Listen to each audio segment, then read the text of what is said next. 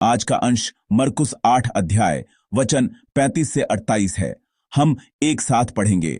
क्योंकि जो कोई अपना प्राण बचाना चाहे वह उसे खोएगा, पर जो कोई मेरे और सुसमाचार के लिए अपना प्राण खोएगा वह उसे बचाएगा। यदि मनुष्य सारे जगत को प्राप्त करे और अपने प्राण की हानि उठाए तो उसे क्या लाभ होगा? मनुष्य अपने प्राण के बदले क्या देगा? जो कोई इस व्यभिचारी और पापी जाति के बीच मुझसे और मेरी बातों से लजाएगा, मनुष्य का पुत्र भी जब वह पवित्र दूतों के साथ अपने पिता की महिमा सहित आएगा तब उससे भी लजाएगा। आमीन। आज का वचन 35वें पद से शुरू होता है, लेकिन वास्तव में यदि हम 34वें पद से इसे देखें तो इसका अर्थ और भी स्पष्ट हो जाता है। हम 34वें पद को एक साथ देखेंगे। आइए इसे मिलकर पढ़ें। उसने भीड़ को अपने चेलों समेत पास बुलाकर उनसे कहा, जो कोई मेरे पीछे आना चाहे वह अपने आपे से इनकार करे और अपना क्रूस उठाकर मेरे पीछे हो ले। आमीन। यीशु कहते हैं, जो कोई मेरे पीछे आना चाहे वह अपने आपे से इनकार करे और अपना क्रूस उठाकर मेरे पीछे हो ले। यह वचन बाद में आने वाले वाक्यांश जो अपना प्राण खोएगा से घनिष्ठ रूप से जुड़ा हुआ है, यानी अपना क्रूस उठाना और अपना जीवन खोना एक दूसरे से जुड़े हुए हैं। प्रियजनों, हम 35वें पद के वचन पर फिर से विचार करेंगे। क्योंकि जो कोई अपना प्राण बचाना चाहे वह उसे खोएगा, पर जो कोई मेरे और सुसमाचार के लिए अपना प्राण खोएगा वह उसे बचाएगा। आमीन। बहुत से लोग कहते हैं कि जीने के लिए सब कुछ दांव पर लगाना पड़ता है, लेकिन यीशु के वचन मानवीय संकल्प के बारे में नहीं है, बल्कि सुसमाचार के लिए समर्पण और अनंत जीवन के लिए एक आह्वान है। दुनिया में भी त्याग और संकल्प के बारे में बातें होती हैं, लेकिन यीशु के वचन केवल मानवीय निर्णय की बात नहीं कर रहे हैं। यीशु शारीरिक जीवन से परे सच्चे जीवन और अनंत उद्धार की बात कर रहे हैं। इसलिए यीशु 35वें पद में कहे गए प्राण और उद्धार पाने वाले जीवन के बीच स्पष्ट रूप से अंतर करके हमें सिखा रहे हैं। यदि हम अपने शारीरिक प्राण को दांव पर लगाकर यह संकल्प लें कि हम मरकर भी यीशु और सुसमाचार के लिए जिएंगे, तो यीशु इसके जवाब में न केवल शारीरिक जीवन बल्कि आत्मा और शरीर का जीवन यानी अनंत जीवन देने का वादा कर रहे हैं। इसलिए यह केवल शारीरिक जीवन प्राप्त करने का कार्य नहीं है। यीशु हमें एक अधिक श्रेष्ठ और महान मूल्य के बारे में बता रहे हैं, यह कहते हुए कि जो लोग शारीरिक जीवन से अधिक महत्वपूर्ण मूल्य यानी सुसमाचार के लिए यीशु मसीह के लिए जीते हैं, उन्हें अनंत जीवन मिलेगा। ऐसा लगता है कि जब यीशु ने ये बातें कहीं तो वे चाहते थे कि हम इन्हें और भी गहरे अर्थों में समझें। 36वें और 37वें पदों में, यदि मनुष्य सारे जगत को प्राप्त करे और अपने प्राण की हानि उठाए तो उसे क्या लाभ होगा, के साथ साथ यह भी कहा गया है, मनुष्य अपने प्राण के बदले क्या देगा। यह कहते हुए वे बता रहे हैं कि प्राण से अधिक महत्वपूर्ण कुछ भी नहीं है। लेकिन जब हम यीशु के जीवन को देखते हैं तो विरोधाभासी रूप से ऐसा नहीं था, क्योंकि यीशु ने सारे जगत को प्राप्त करने के बजाय अपना प्राण त्याग दिया। यद्यपि उन्होंने कहा, मनुष्य अपने प्राण के बदले क्या देगा, यीशु ने स्वयं अपने प्राण के बदले इस दुनिया के मानव जाति का उद्धार, सृजित दुनिया का उद्धार पूरा करना चाहा। इसीलिए यीशु ने अपना शारीरिक प्राण क्रूस पर अर्पित करते हुए इस धरती पर रहने वाले लोगों यानी हमारे जीवन को प्राप्त करना चाहा। इस धरती पर हमारे अनंत जीवन के लिए यीशु ने अपना प्राण खुशी खुशी बलिदान कर दिया। इन वचनों को देखते हुए मैं सोचता हूं कि यीशु ने कैसा जीवन जिया। यीशु हमें ये बातें बताते हुए वास्तव में हमें शारीरिक प्राण और अनंत जीवन के मूल्य का फिर से एहसास करा रहे हैं। इस अर्थ में 35वें से 37वें पद तक के वचन यह कहते प्रतीत होते हैं, मनुष्य के लिए उसके प्राण से अधिक महत्वपूर्ण क्या हो सकता है।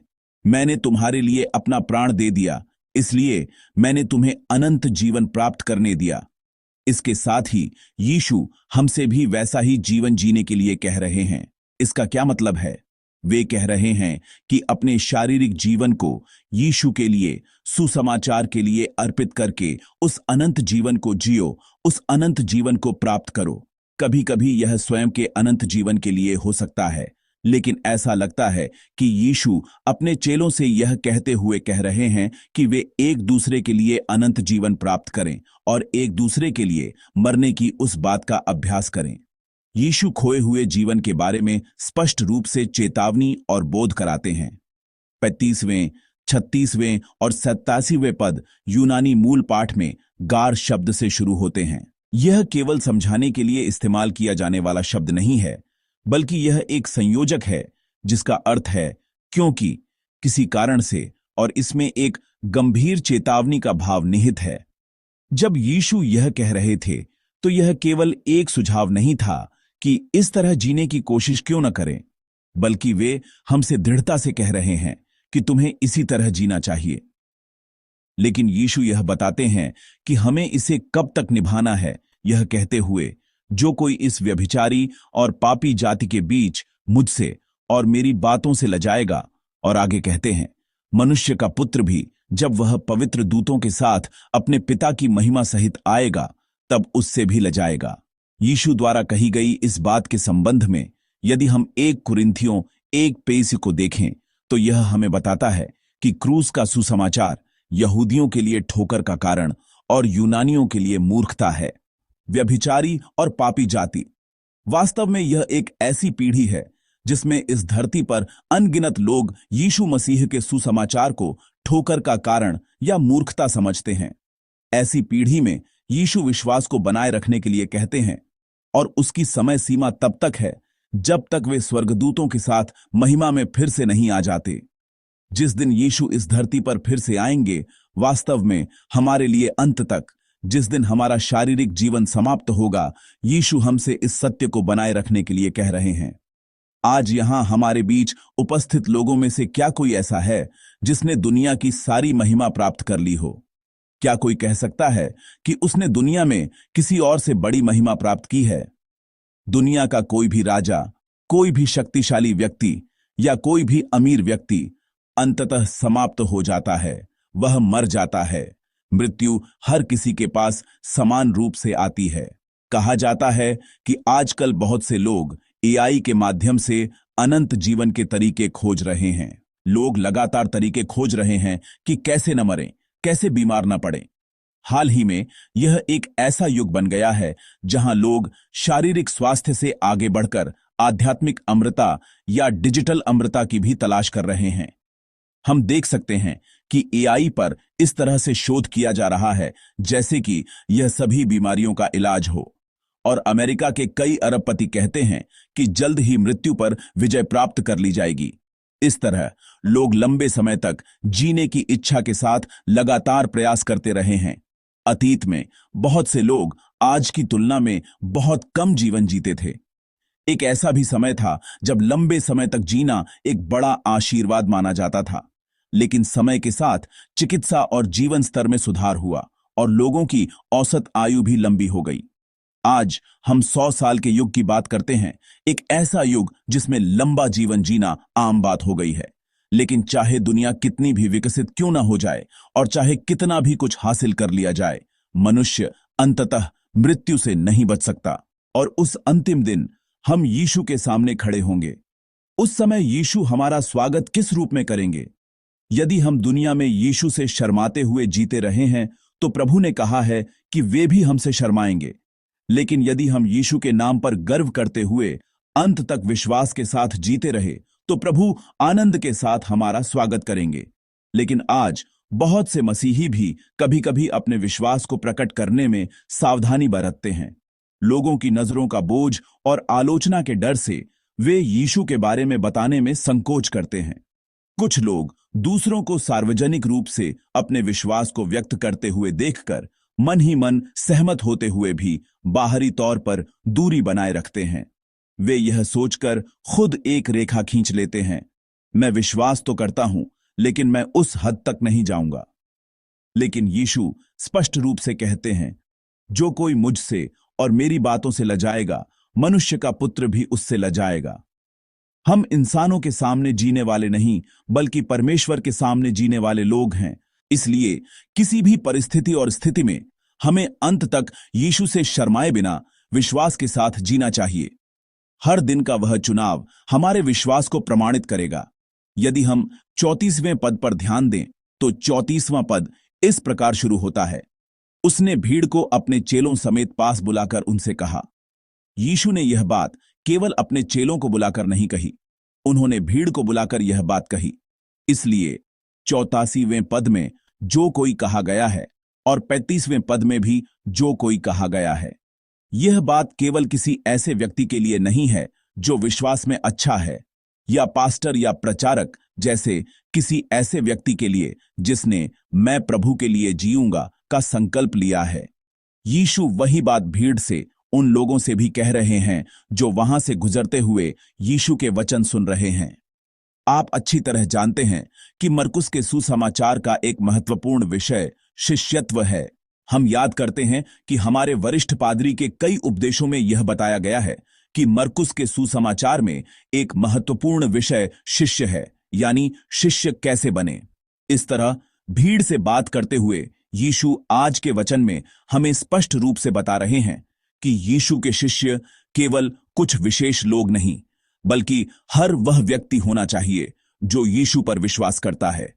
यीशु कहते हैं कि यदि मैं यीशु पर विश्वास करने वाला व्यक्ति हूं, यदि मैं यीशु के द्वारा जीने वाला व्यक्ति हूं, यदि मैं परमेश्वर के राज्य में जाना चाहता हूं, तो आज मुझे अपना प्राण यीशु और सुसमाचार के लिए अर्पित करना होगा।